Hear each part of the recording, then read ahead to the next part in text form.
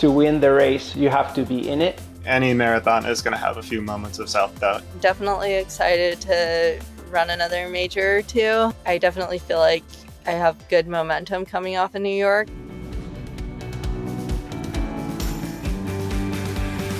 Welcome to Set the Pace, the official podcast of New York Roadrunners presented by Peloton. I'm your host and Peloton instructor, Becs Gentry. I'm hosting solo this week as Rob is out of town. I think he deserves it. Let's be honest, friends. He has had one heck of a season. There are always races at New York Roadrunners, most weekends. And this last weekend, there wasn't one because we didn't finish off the season, but I always feel like there's a little break after the epicness of the TCS in New York City Marathon. And boy, what a huge, huge event it was this year. I think we're all still reeling from the magnificence, the record-breaking numbers, and all of the incredible performances that we saw. So Rob's off, having some time off. And honestly, I also took some time off. It was very nice to get out of the city. Now, don't get me wrong. I love having thousands and thousands and thousands of extra people here in New York City for the marathon. But it is also very soul rejuvenating to step away from the city after being surrounded by so many people, have some fresh air and reset. And, I think that's a really good moment to talk to all the runners out there of kind of what happens after these big races, whether it was your personal best performance or it was your personal worst performance. Both of them come with different nuances after the race because sometimes you want to ride the high, sometimes you're broken. And it is very stressful, I think, in today's world of constant social media bombardment where you just see people moving and running all the time. And if you haven't perhaps moved or run, if that's your thing, when you open your social media, you have a bit of guilt. And I think after a marathon, after a huge achievement, we need to step away even from like the social media side of things to just let our bodies recover the way it needs to recover. You're the only person who knows intrinsically how your body is feeling following a race. Listen to it, adhere to the signs. Not saying don't move. I'm not saying pop on your couch and don't get up for 3 or 4 days. But listen, you don't have to go and run. You can just go for a nice leisurely walk. You can borrow a friend's dog if you don't have one. I've got 2 going spare whenever you need. Take them for a walk. Take them for a stroll. Move your body. Get some yoga on. Get some Pilates, some stretching, something a little different. And fill your cup up that way without that same impact of running, for example, if that was your thing. So I hope that you guys also have had some time off and just got to reset because the season isn't done.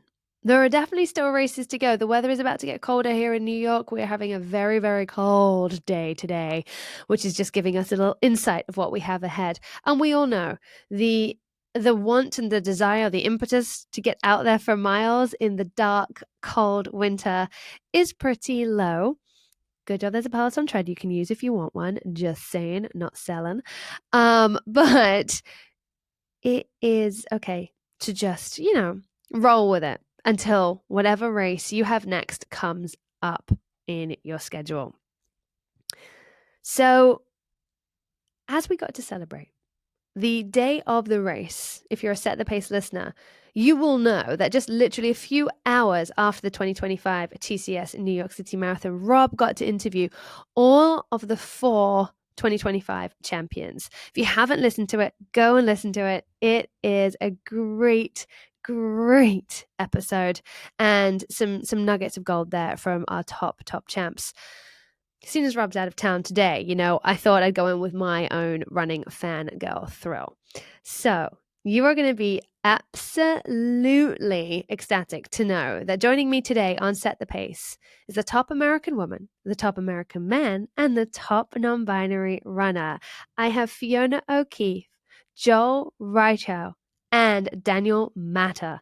They are all coming up on today's show to share their personal stories of the 5-borough race that's changed their lives and some personal anecdotes about who they are as runners.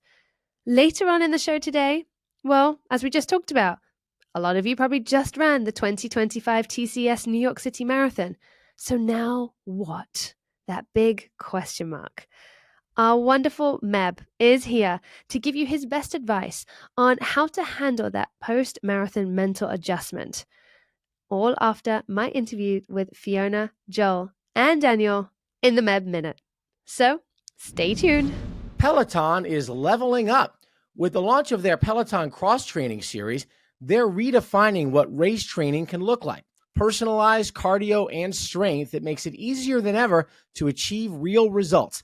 Whether runners are building a base or pushing for a PR, Peloton meets them where they are, then helps them go further.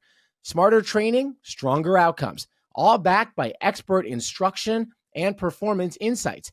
Ready to elevate your race game with Peloton? Head to onepeloton.com to learn more. Peloton, an official partner of the 2025 TCS New York City Marathon. Hi everyone, just a quick note. Fiona had to join us today from a public space, so you will hear some music and announcements in the background, but I promise you, her interview will be absolutely worth it. I first set eyes on Fiona O'Keeffe at the 2024 US Olympic Trials when she stunned the running world by winning in her marathon debut in a 2:22:10, the fastest debut marathon ever by an American woman. Devastatingly, a femoral stress injury impeded her run in the Paris Olympics, but Fiona has spent the last year methodically and patiently rebuilding her fitness with her coaches, Amy and Alistair Craig. Fiona returned to the marathon last week on the world's biggest stage for the 2025 TCS New York City Marathon.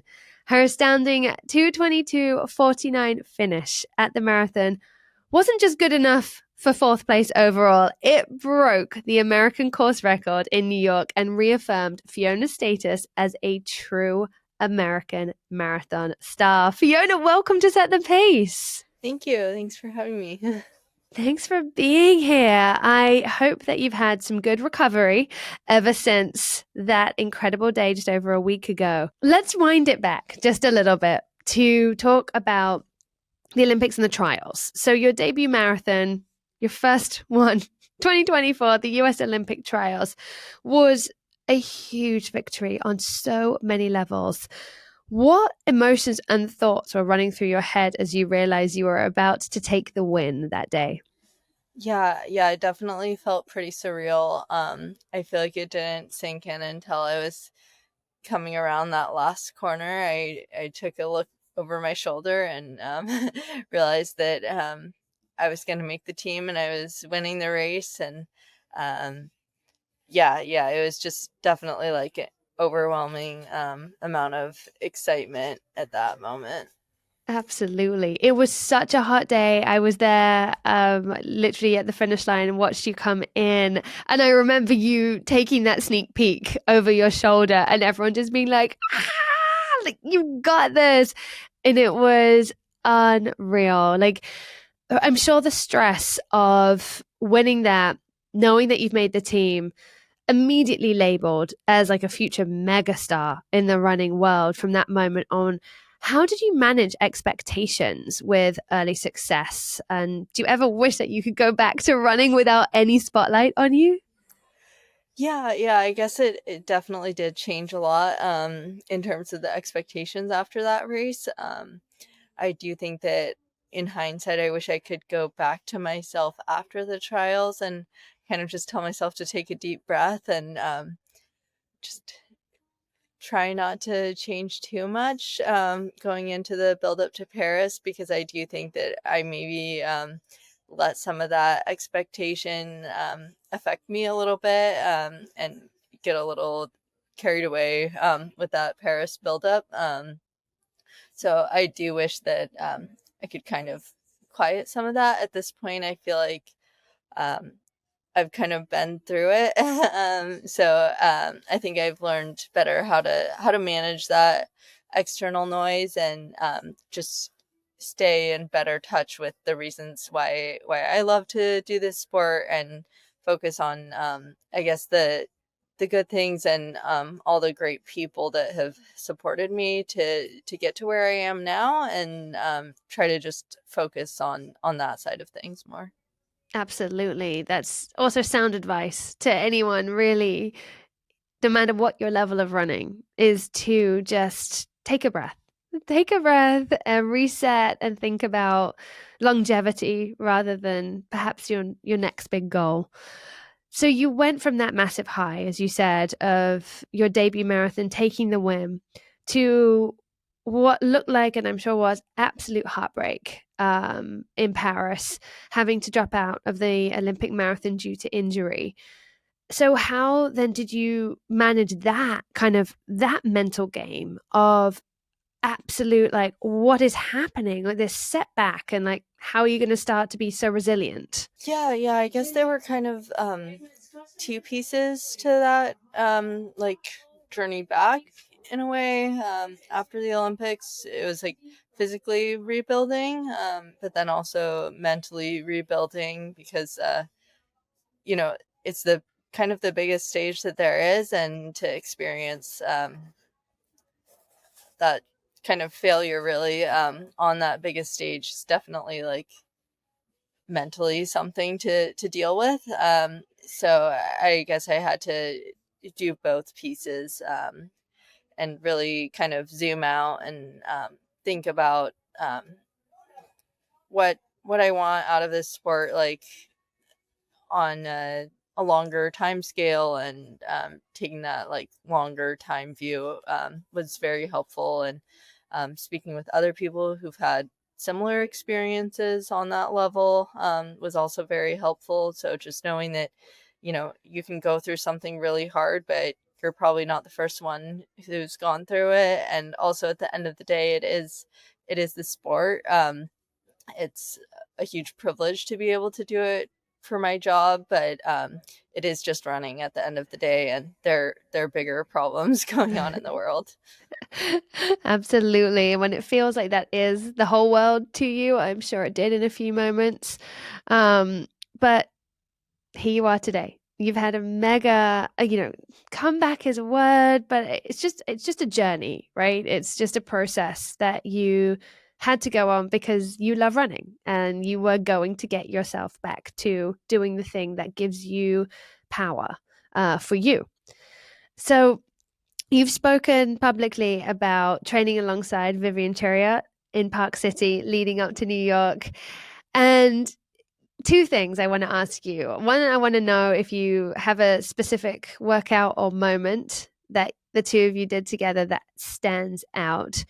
And then the second thing I'm going to ask you is about on race day with her. So first of all, specific moment or workout in that whole training that stuck out to you. Probably I feel like we were just able to help each other differently with like our different strengths. So I feel like on the track days, I was kind of hanging on to the back of her more so. And then the long runs, like we were able to match up really well those days. And sometimes she was following my lead a little bit more, if I can say that. I don't know if that's completely accurate. But yeah, I feel like it was a really nice, matchup, and we were able to help each other a lot. And she was kind of dishing out like little pieces of wisdom that were so valuable. Like she has so much experience. So everything that I was able to learn from her, I was really grateful for. And just seeing the way that she approaches things, and how calm she is really, and unfazed. She's been through it all, and she succeeded at such a high level that just being around someone who has that level of confidence going into the race, and in her preparation was really nice. Amazing. Learning and learning. Second question there was about in the race. Did you, because you weren't running with her really at all in the race, you were both essentially in the lead pack for the first 8 miles or so, but she was much more towards the back. So you didn't get to talk to her or run alongside her. Did that affect your dynamic in your brain at all? There was one moment early on where we shared a water bottle. Yeah. So yeah, that was nice to just see her then, and I guess I figured like, oh, maybe I'll see her later in the race. It wasn't the best day for her. I think she had some issues with her calf, which was a bummer. So I would have loved to have seen her have a great day as well. But yeah, I talked to her after, and she seemed like she was all good. She has such great perspective, having been around for so long. So yeah, I'm excited to link up again in the future. Yeah, I loved watching you. I was doing the commentary. I was like, "Oh my God, Fiona missed her water bottle." And I could just like your face just like dropped as you went past that table. You were so close. I was like, God, I wish I could help at this point. But then that was so lovely to just see like that camaraderie between the women there. Okay, let's talk about the Queensborough Bridge. You lost contact with the leaders there. There was the four of you up front for a while. It was brief, for sure, and in a really tough spot to lose contact with the lead group there. But what were you telling yourself to motor back up to them and catch them up? Yeah, I guess I was just telling myself to try to use the downhill, and that they had surged, but I knew that at that point they weren't running too much faster than I was. They just had a gap. So I was like, it's gonna feel a lot better if I can run with them rather than just like fighting in this no man's land. So yeah, I just really tried to use that downhill because I am pretty good on downhills. So it's like, okay, I can try to use this to get back with them. Just like one more push, give it one more go. Like it's gonna feel better if I'm back there with them. Absolutely. Yeah. Teamwork, that coming together there. Did you at any point other than the finish or near the finish, did you know that you were going to be taking the fastest American time on the course? I think I looked at the clock maybe around mile 23 or something and realized that I was on for a pretty quick time. Yeah.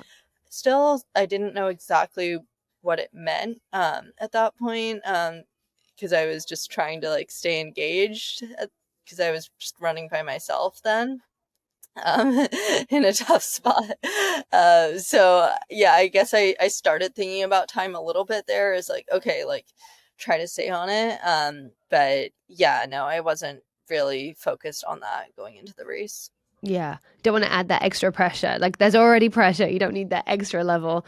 I'm going to ask you, there was one moment you were all still on First Avenue on the climb right towards the top. I'm guessing it was somewhere between 18 and 19. And Stefan just suddenly caught up to you.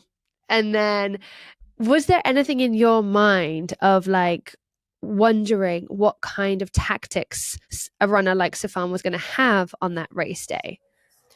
Yeah, certainly. Vivian at least, talked about how she thought that some of the other women in the race would be motivated to keep it more honest, having someone like Safan in the race who has so much speed. And I do think it played out that way.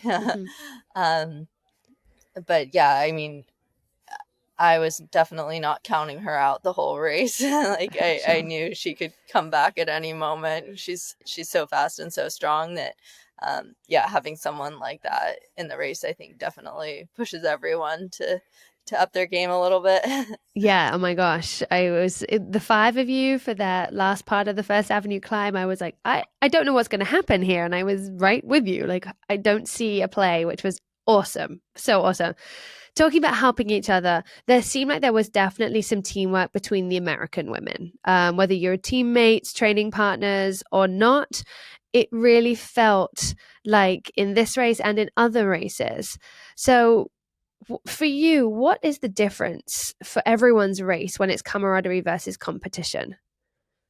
Yeah, I guess the marathon is just so long that it feels like there's room for both, like we're all going to like there's going to be a big group at halfway, that. So I feel like there's not too much of a point in turning it into something super competitive before it needs to be. So I'm super happy to to work with people for as long as possible, really, during the race.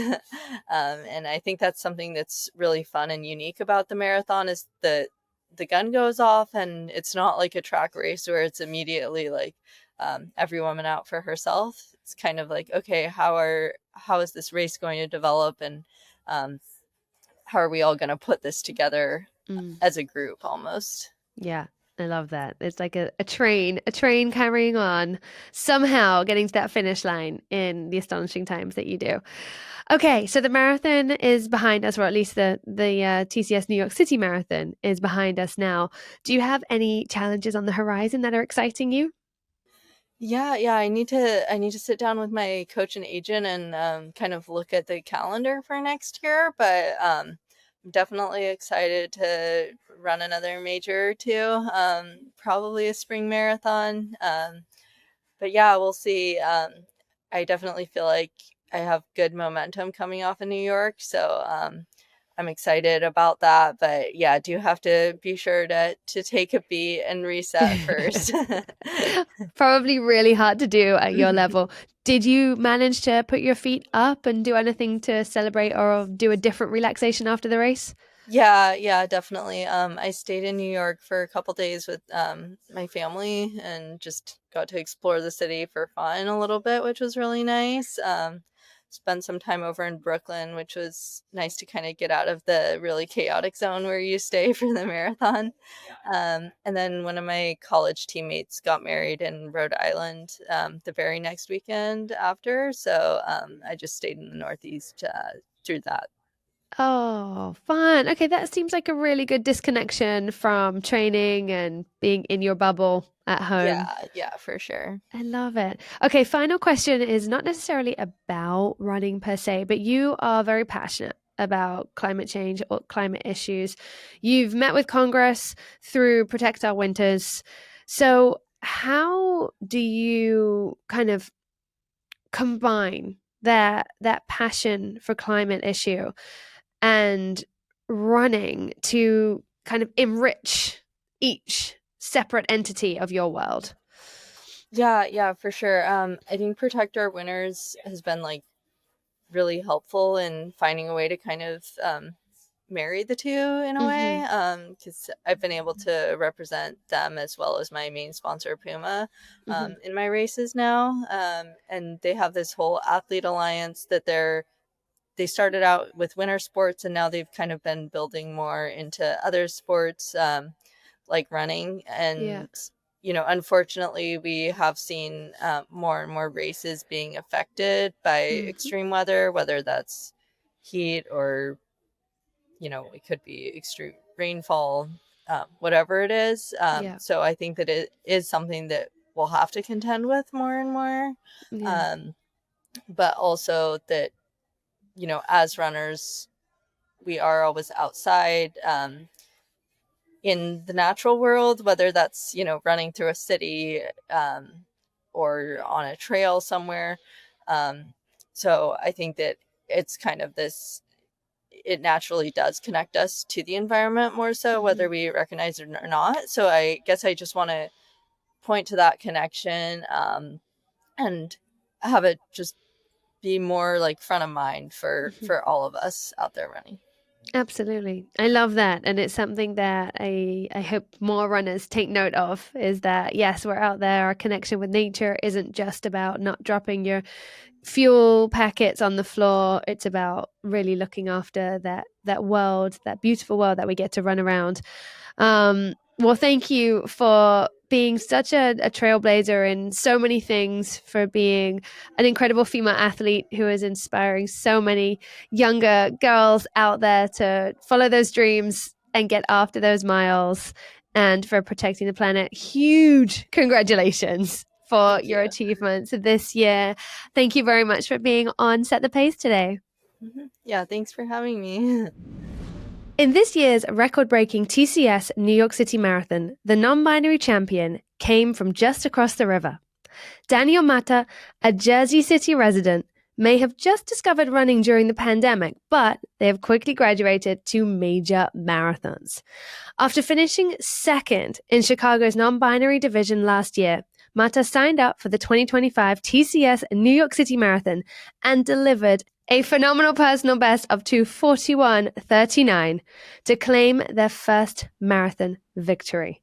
Daniel, welcome to the show and congratulations. Yeah, thank you so much, and thank you for having me. Of course. Let's reel it back because honestly, it's hard to find out things about you on the World Wide Web, which is wonderful. I love that. I think it's just awesome because that means conversation is real when you get to meet people. So talk to us about your running. From what I can gather, you started your running journey in some form, really, in 2020 during the pandemic, to ease anxiety and to get you outdoors. And just as an aside, holy moly, how far have you come since then? It's so cool.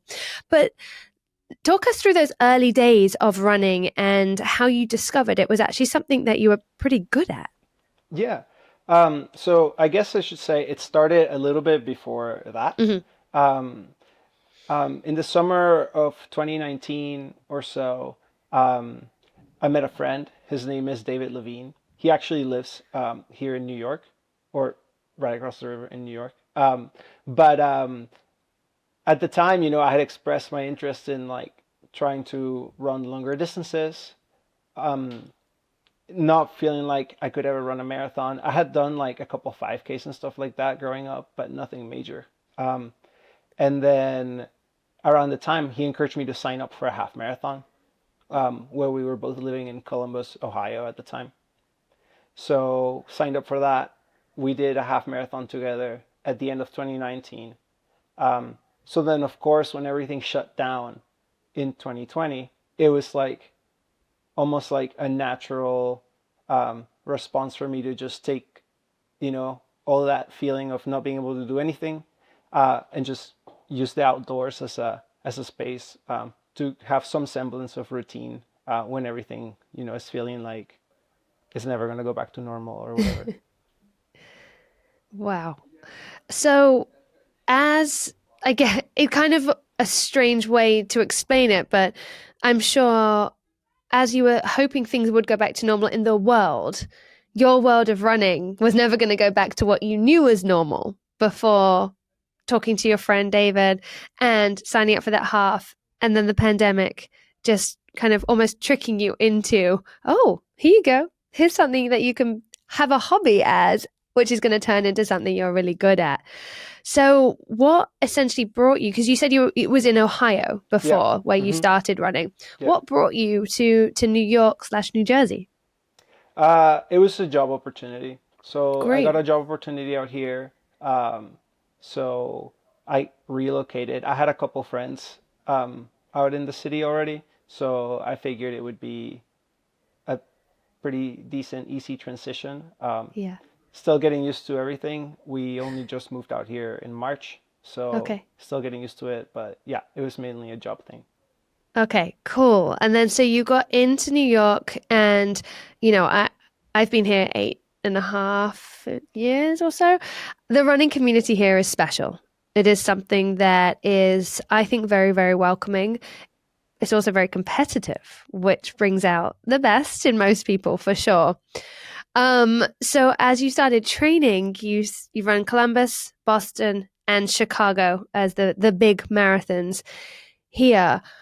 What kind of changed in your process of running to get you gradually higher and higher in your division through those races? Especially talking in, my division specifically, the non-binary division. Well, the first thing would be just like availability. I think, it's a relatively new thing for big races or even small races to have separate categories for people to compete in. So, of course, when I first started, like when I first did Chicago and Boston, I would sign up as male, which is fine. Like I nothing against that, but when thanks to the efforts of certain people in the community advocating for races to create spaces for people with diverse experiences, has led to the advent of new categories, of course, I was going to take advantage of that. So one thing that I read once, and I guess that was like when I first was deciding, like, well, do I want to just keep signing up for races like under my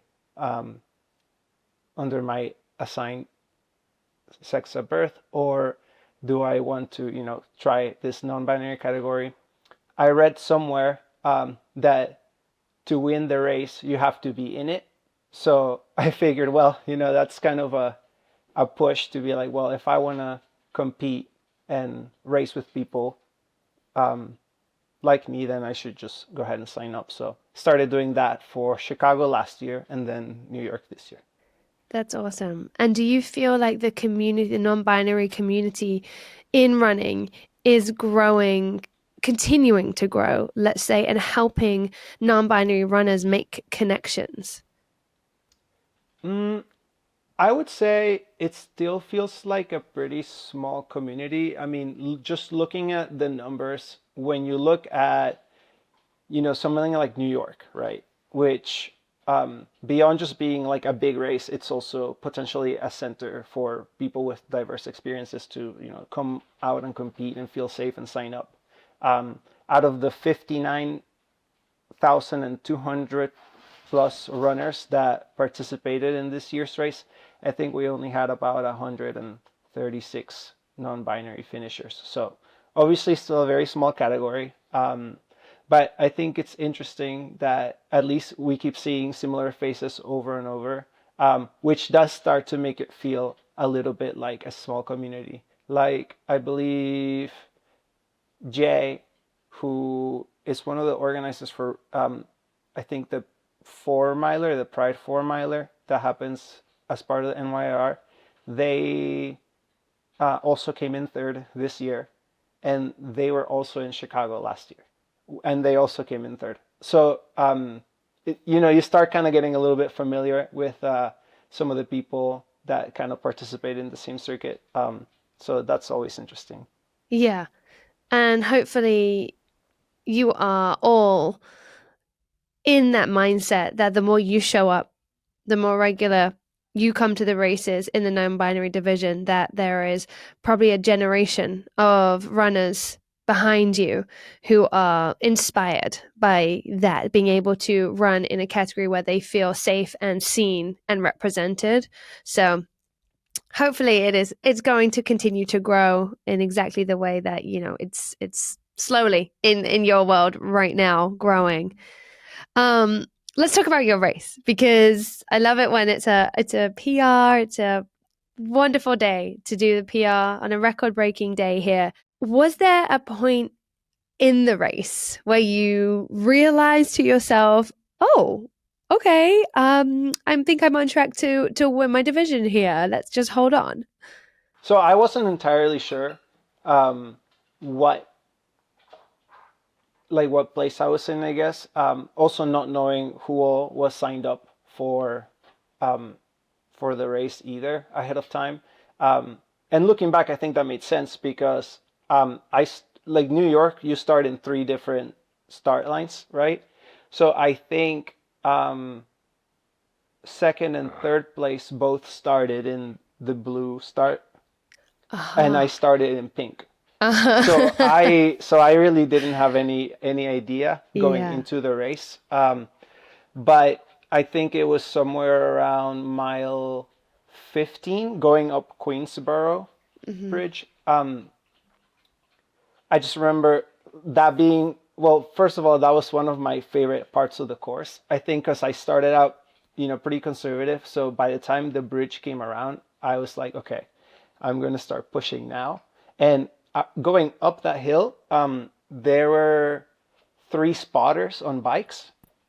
And I didn't realize at the time, like right away, right? But as I was running up the hill, one of them says something like, oh, there they are.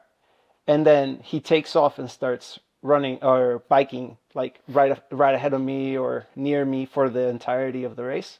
So, or for the rest of the race. And after about like 2-ish miles of him riding with me, that's kind of when I started thinking, oh, like I think he might be riding with me because I'm like near the top. I wonder where I'm at. So that was I guess my realization. So for the rest of the race, my goal was I'm gonna try to stick as close to this bike as I can, so I do not get passed. So that was my thought process at the time.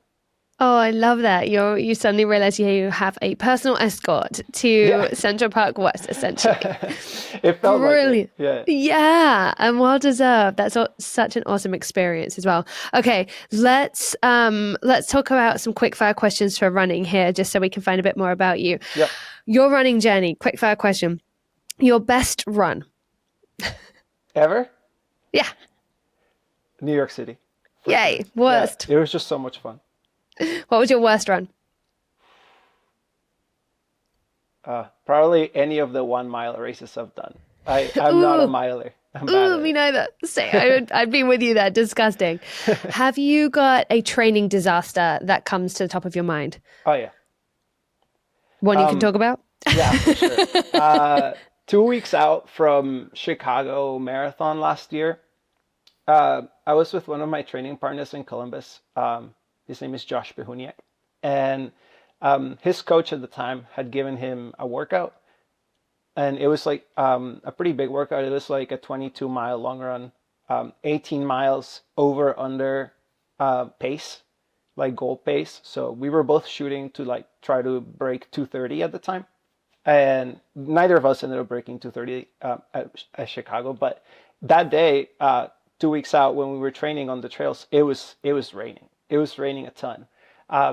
So it was coming down. Everything was super slick. And somehow, I mean, there were still people out on the trail. So shout out Columbus for having that mindset. But yeah, there were so many people on the trail still. And at some point, there's this group of people. They're unfortunately taking over the whole trail. So we're trying to pass them, and that they're on the bike path. So it's like really the only section that you can run on that is like dry-ish. And so, we call out, we're like on your left, and then they move to the left. So then we have to pivot and move to the right, and we end up on the grass, but it's so muddy. Before I know it, we're all on the ground. So, we finish out the run, but throughout the run, I can feel like, oh, like my wrist hurts. Like, what's going on? And so by the time I finish the run, I'm like, I can barely move my wrist. And I realized I'd also left like one of the lights inside of my car on, like that day. So my battery died. And it was like, we were waiting out there for like an hour and a half, 2 hours in the rain for like one of my car insurance techs to come out and restart or like jump my car. Yeah. And then I had to go to the urgent care after that. So that was a fantastic. And that was 2 weeks out of Chicago. Yeah, that was it was like 2 weeks out. And you still ran an astonishing race 2 weeks later. Yeah, that was still a very good race for me. So, yeah. Okay, last question for you. Yeah. Now that you've claimed victory this year, set your personal record over the marathon distance, what goals or races are exciting you for the coming year? Yeah, I'm really looking forward to racing more here in the city. That was my first race with NYR, was the marathon. So next year I'll be doing the Manhattan 10K, hopefully get into the half marathon. And then a month after that, I'm giving Boston a second try. So I'll be out there as well. Fantastic. That sounds like a really exciting year ahead. Well, Daniel, thank you so much for your time today. Thank you for being such an inspiration and representing the non-binary divisions of running with such pride and a wonderful smile and a lot of strength. We can't wait to see you at more and more of the New York Roadrunners races next year. Congratulations again. Yeah, thank you so much. Joel Reichow is one of the most exciting, if surprising, stars to emerge from the 2025 running season. A member of the Minnesota Distance Elite team, Joel juggles marathon training with a part-time job at a running store. But even so has continuously chipped away at his times, winning Grandma's Marathon this past summer, and then shocking the running world by finishing 6th at the TCS New York City Marathon with a 2:09.56 negative split run. Today, this legend is here to discuss his journey from the Minnesota trails to the 5 boroughs of New York City. Welcome to the show, Joel. Thanks for being here. Hey, thanks for having me on. We are so thrilled. Well, I'm so thrilled to talk to you because I, among with millions of other people, were privy to watching this incredible race that you ran just over a week ago here in New York City. And as a semi-professional runner myself, it was absolutely astonishing to watch. And I can't wait to dive into it and hear about how you got there, because it feels like it was a journey, right? After last year's New York Marathon, you placed 20th, which is by no means at all a bad spot to finish. But for a competitive runner, it kind of is compelling you, and you wrote that you wanted to do more. It left you feeling like you wanted to do more. So talk us through what happened from the finish line of the 2024 TCS New York City Marathon to the start line of the 2025 race. I feel like it took me a little bit to get going last year after New York. I think I had a few tough races early on. So I did a half in January in Naples. That was like super hot and humid, and that was pretty rough on me. And then um, after that, I think the USATF half champs was like February. So we went down to Albuquerque, and we were there for about like a week, and then went to the half champs, and that was another like pretty rough race. I was still like pretty early on, but like starting to be like it could be a good day or it could be tough, and turned out on the kind of tough side of things. And then spent some time in Albuquerque training with teammates, and I think things kind of started rolling a little bit there. And then kind of looking at grandmas, I was like, I want to try and go for it all. And I think there's a lot of tough competition, but I think it's something that's possible for me. And so we just kind of hit the ground running, focused on that, and that was kind of the big target for the goal. Nothing else was really like too on my mind for that build up. And then after, so to go back to training there, you said you trained with some teammates in Albuquerque. Yep. Was that a conscious decision to be in a slightly different location? Because that's different to where you normally train, right? Yep. Yeah. We fortunately had the opportunity to go down to Albuquerque for I think it was 5 weeks. And getting out of Minnesota in the winter is very helpful. Like it's very tough to train here in the winter, so I Yeah. definitely like jumped on that opportunity. I was like, I know I have to take a little time off of work, and that's not like ideal because I wasn't somebody that was sponsored. Um, but I was like, I feel like I can financially take that. So I think that was a super good experience and very helpful to get out of the winter here. Absolutely. And so that led you into your training for Grandma's Marathon.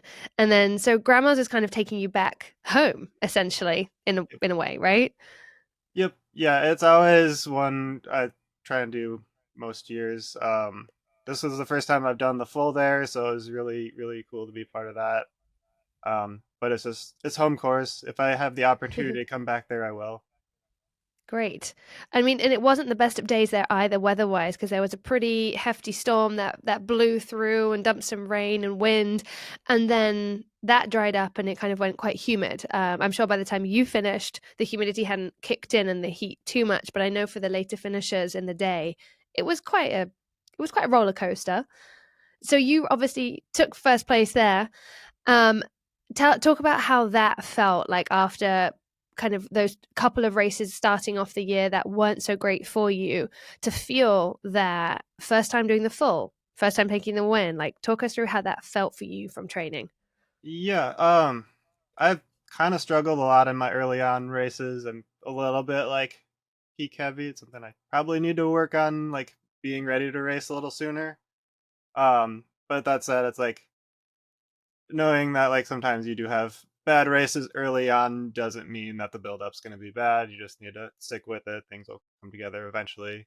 Um, and then like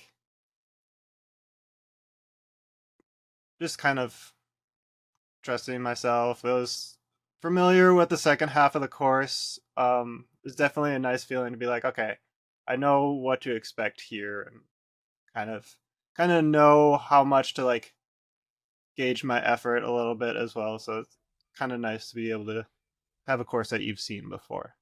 Mm-hmm. Truly. Yeah, I mean, that's why a lot of people love coming back to all these races.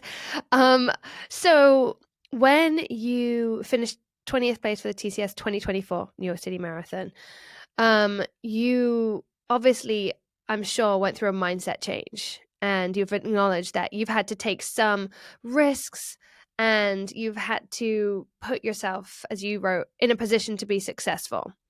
Now, coming into 2025, after obviously a win at Grandma's, and I'm sure then some tweaks and some maintenance in many ways to your training in between June and November, let's look at this race. I mean, Joel, you hit halfway in 105.21.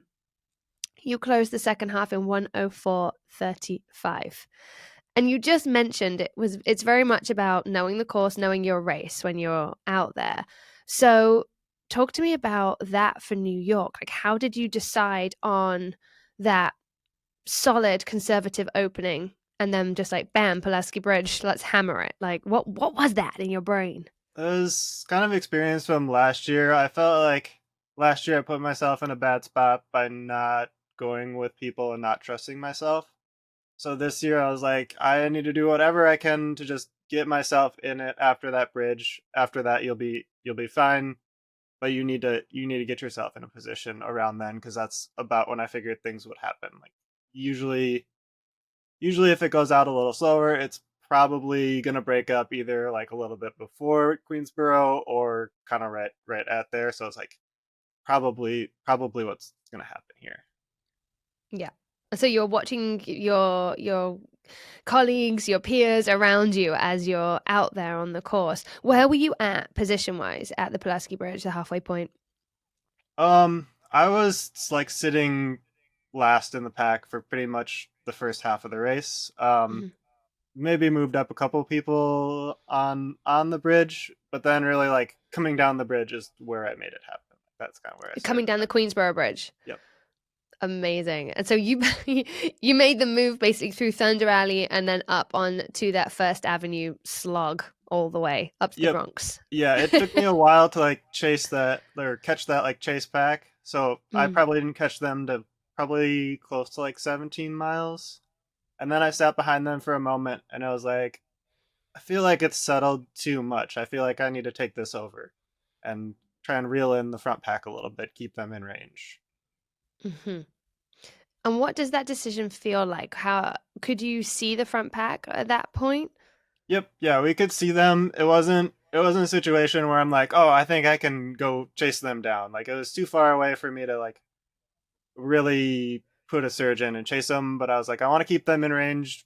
Marathon's a long race, a lot of things could happen. Just try and keep them in range. Be smart.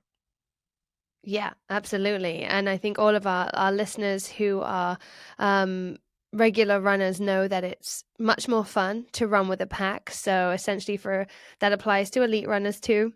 It's not fun being in no man's land by yourself, trucking away at these miles. So when you came on up through, you kind of hang on to that positioning, your sixth positioning, for quite a while there. It was a nice, it looked like you were in a nice place. Did it feel good for that last 9 miles?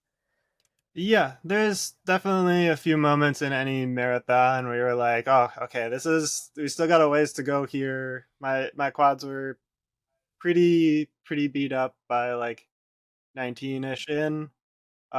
So it's like, okay, just trust myself. We've got this group here. Grab onto them for a bit. Um, so there's definitely like any marathon is going to have a few moments of self doubt. You just need to trust yourself, know your effort, and kind of keep things measured. Mm-hmm. Absolutely. Do you have anything that helps you dig really deep in those moments where you've 9 miles isn't a short distance to be Mhm. in discomfort for? Is there anything that you tell yourself in those moments? One phrase that I kind of like is like, you're doing fine. You're just feeling lazy. Sometimes it's like, it's there. You just don't want to fight that hard, and you just need to remind yourself like you're gonna be okay. Yeah, I like that. You're going to be okay. You just got to get to the finish line. You're going to be okay once you're there. Okay, so you've come over the finish line in this magnificent 2:09:56, which, by the way, I understand was a 40-second PR for you as well. Wow. So you see those numbers now. You see your PR. You see your progress over the last year.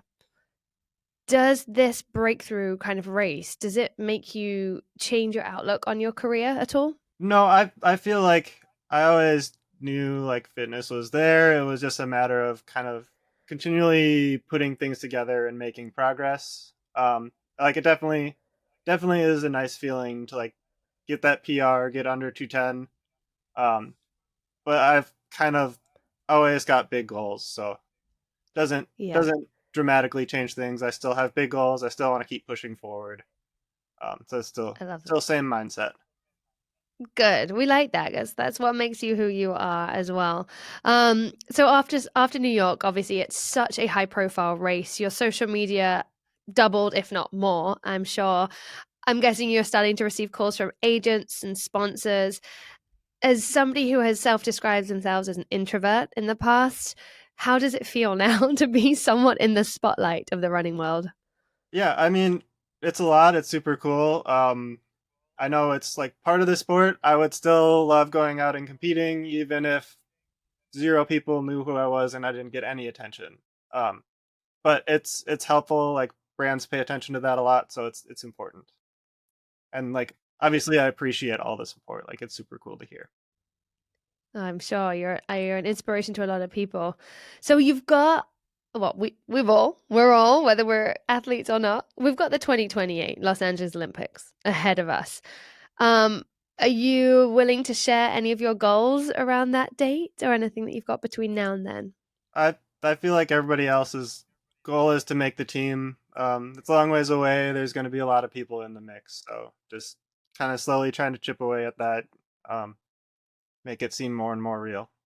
Absolutely. And your coach with the Minnesota Distance Elite crew, that is Coach Chris Lundstrom still. Yep. And how are you guys feeling together about how your progression is going to shape moving forward over the next 3 years, let's say? We haven't really talked too much since New York. I'll see him later today, but I think it's still going to be like same thing. We just keep trying to progress, keep doing what we're doing. Obviously, it's been working well, so just kind of keep this trajectory, keep this momentum.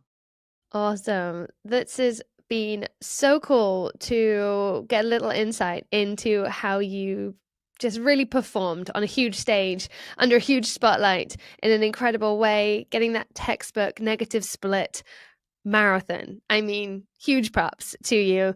Whatever you guys have been doing between grandmas and now is clearly paying off dividends for you. So I hope that you get to escape the Minnesota winter again this year and continue to train. Yeah. Well, Joel, thank you so much for sharing with us today, and congratulations one more time on your awesome performance this year. Yeah, thanks for having me on. And now it's time for today's Meb Minute. After a big race, you feel normal, feel proud, but then sometimes depends on the race, you feel empty, and what's next? Sometimes you think, you've been going for 12 weeks, 16 weeks, 18 weeks on 1 or 2 goals. And when those goals are met, it's exciting, it's amazing, but sometimes it hits everybody. It's like, what's next? And don't be in a rush to sign up for a marathon. And then if you're doing the 6 stars or 7 stars, it's good to sign up, but don't be so much in a rush. And I know that, sometimes qualifying and those things can be an obstacles, but take a deep breath, refocus, re-energize, and want to sign up for the next smaller races. Sometimes it's good to be able to do that. It's okay to be missing a structure. Sometimes it's, we are 5 a.m., 6 a.m., whatever it is, but in other times now after the race, it's like slip in. Hang out with friends, have a donut, I like to have sneakers sometimes. I have a sweet tooth. So do whatever that you wouldn't do when you're in training and enjoy that. it's okay to do a pause and meet with reconnect friends. Some I don't go to a lot of vacations personally, but I love spending time with friends and family after a run, and especially with my mom. I love having a coffee, and the Eritrean coffee or Ethiopian coffee is an hour and a half to 2 hour ordeal. So I enjoy that. I don't put my phone away, just have time with my parents and family and friends. So, but when you go back to running, even though you're not running, walking is okay, stretching is okay, and reflecting and looking back at what you can do. Some things I tell my runners or others, write 3 things that went well, 3 things that didn't go well, evaluate, reflect back, and in that time you're not running, think about how you could improve those things. So when you come back, you already have some ideas of what you want to start. Rest is not a sign of weakness. Even at the elite level, rest is wise choice, and be able to say, hey, decompress, take a break, and then come back with full swing to say, hey, I miss running. I have enough time to recover from the marathon that I have done. Now it's time to be able to just enjoy the process again. I love training. I love getting ready for a marathon. And the reason is the journey and the process that gets you to that starting line. And you see the progress that is done weekly, monthly, and eventually to the season. So have fun, take the break when you need them, but at the same time, be hungry for the next one. That does it for another episode of Set the Pace. Thank you so much to today's fabulous guests, Fiona O'Keeffe, Joel Reichow, and Daniel Mata. If you liked this episode, please go ahead and subscribe, rate, or leave a comment for the show on whatever platform you're listening on. This not only helps us, but it helps others find out about the show too. Take care.